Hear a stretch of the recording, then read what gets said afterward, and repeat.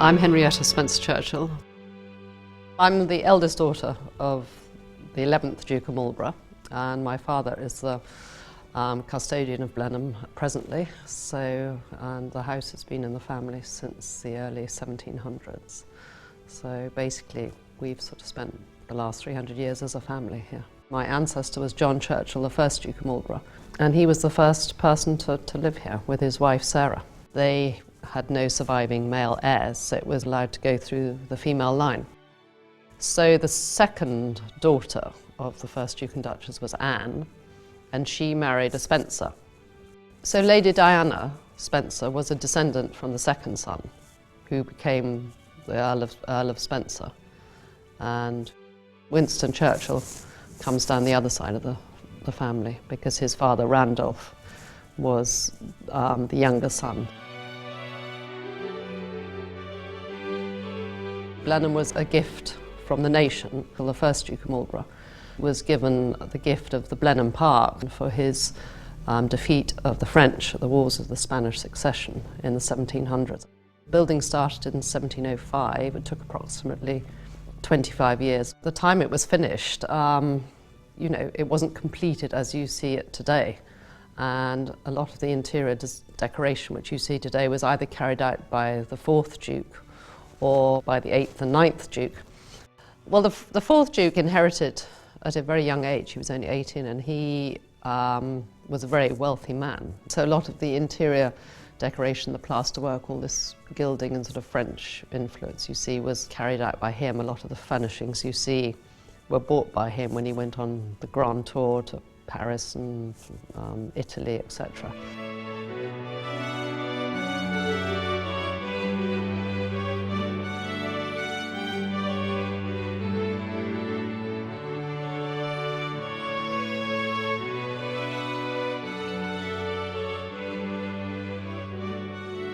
The 9th Duke, who was my great-grandfather, was one of the next most influential dukes of our family because he married the American heiress Consuelo Vanderbilt, and she came with a very large dowry, thankfully.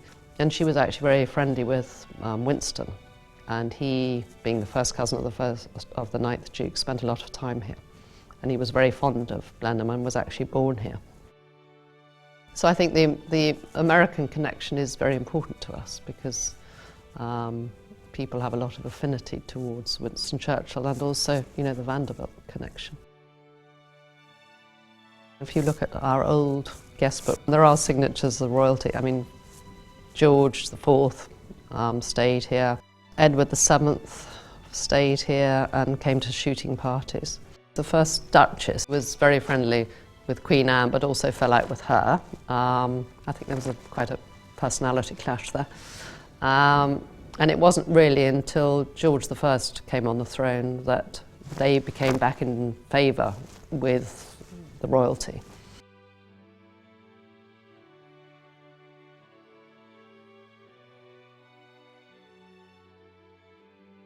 This is my shop, Woodstock Designs and Spencer-Churchill Designs.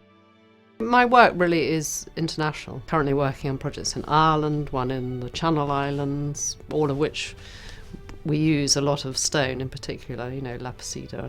Quality to me is very important, yes, and attention to detail.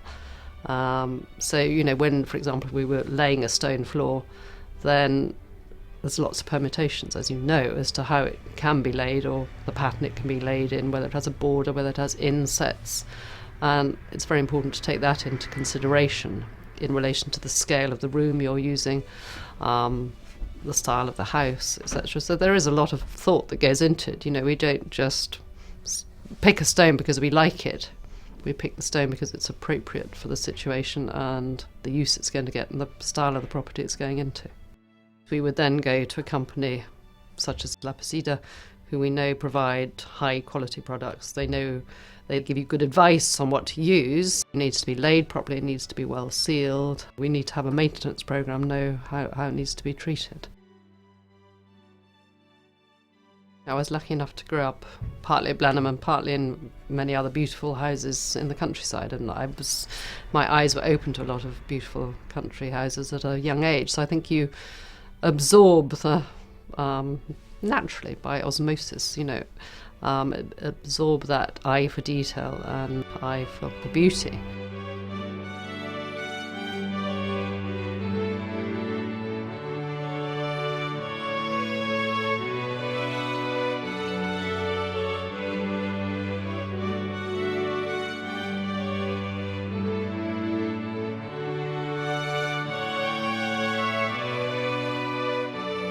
I'm Emma.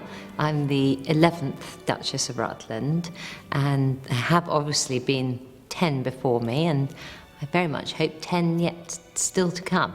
I live in this castle, Belvoir, which is named from the French Belvoir. It was originally a Norman stronghold, and in their Norman French, they arrived at this beautiful hill, on the top of this hill, and they looked out and they said, Belvoir, beautiful view.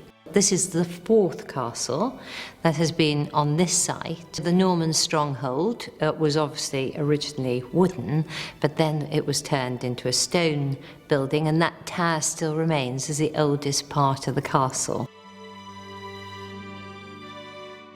The Charles II castle that was built in the late 1600s actually is the foundations of the castle that we are in today. We're now sitting in a Regency castle, finished in 1816. So there are layers of history here, like so many historic heritage buildings in the United Kingdom. It's layers of stonework, layers of furniture, layers of history of stone, of glass, of tiling. Everything is layered up. I trained to be an opera singer when I left school, and then changed direction and ended up setting my own interior decorating business up in my 20s. And I love beauty and I love decorating. I'm very sensitive about how I mix old and new. I hope that it makes it feel as if it's not really been decorated at all. It's just been improved. So there are many famous people have graced the corridors of this castle. Prince Regent and many members of the royal family. We've had visits from shooting parties like Churchill, who was here when the abdication of Edward VII was read out on the wireless. And my great aunt, who's still alive, can still remember him sitting on a chair and tears rolling down his face as he heard this tragic news. Princess Diana herself has stayed here for my husband's 21st, and he can remember her sitting on a step looking rather forlorn as a sort of 17-year-old.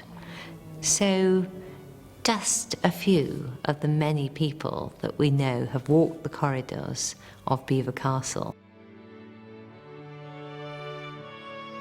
If a member of the royal family comes to stay at Belvoir, they will have a suite of 3 rooms, and those rooms are separate to the other rooms, so their courtier and their staff can all come and go, and they can have their own sitting room.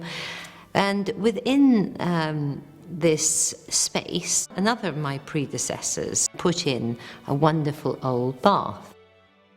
The story that really fascinated me about this bathroom was how there was a curve in the passageway, and I was told it was a member of the royal family, it might have even been Henry, who knows, who had very wide shoulders, and in order to get down the bathroom they had to curve out the side of the wall. When I moved in, I decided to get this bathroom working, and Lapicida came in with these beautiful chinoiserie-style tiles, which really made it feel like walking into an extension of the bedroom, which I adored. Lapicida are a modern, creative, passionate business that have really embraced everything that is great about beauty. The quality of their products works so well with everything that I'm trying to do here. Belvoir, we must always remember, was built as a hunting lodge, primarily, and a party palace. And we have a huge shoot here with over 100 let days for shooting parties. So you can't be too romantic about it. You have to be very practical and very down to earth, and hopefully you can give all our guests that stay here the modern comfort with the old history, delicately woven together.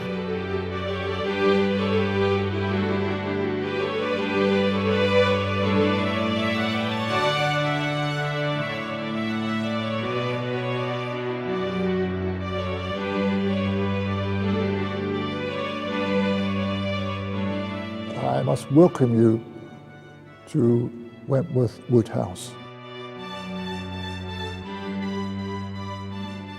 My sons came to me one Sunday and said, "Oh, there's a house for sale up in Wentworth Woodhouse." We made an appointment to come up and we fell in love with it straight away.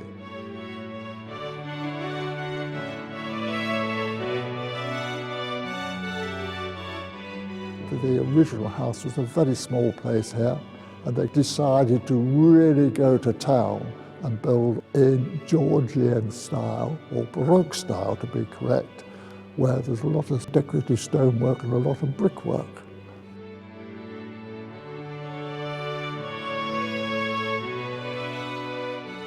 Historically, when people came here, they used to give them a bag of confetti and take them up to the room and sprinkle confetti along the floor until they reached their bedroom, so that they were able to find their way back to the entrance hall when they came out their bedrooms.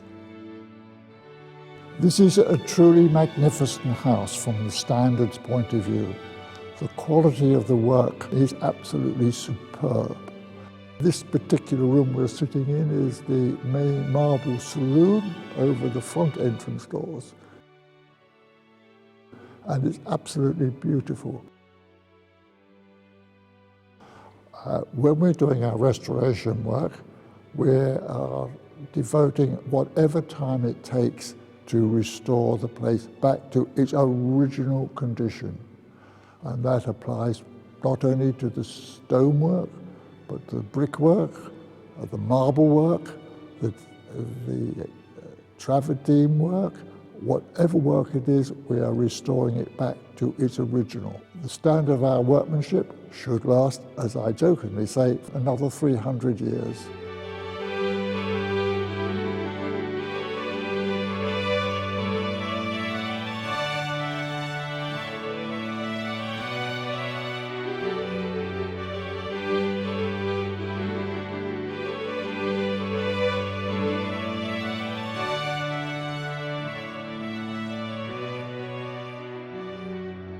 Now, when it comes to Jane Austen, of course, she is very famous for her connections with this house, and in the work that she has done and the way she's brought to light the various aspects of the different people that have been here. It's amazing how many kings and queens and prime ministers visited this site and spent time here. It's well known that King George V came up here and his wife, and Queen Victoria stopped here. This house is famous for the many portraits which were painted by Stubbs. Probably the best known one is the whistle jacket, designed to be put in that particular room. Now, when it comes to the restoration work, Lapicida are very much involved in the restoration of a lot of the marble floors and marble work and the repairing of the statues and making copies of the statues. Everything in that way, they've been most helpful towards the house, and we hope that they will continue for many years to come with sympathetic treatment and restoration work within the house.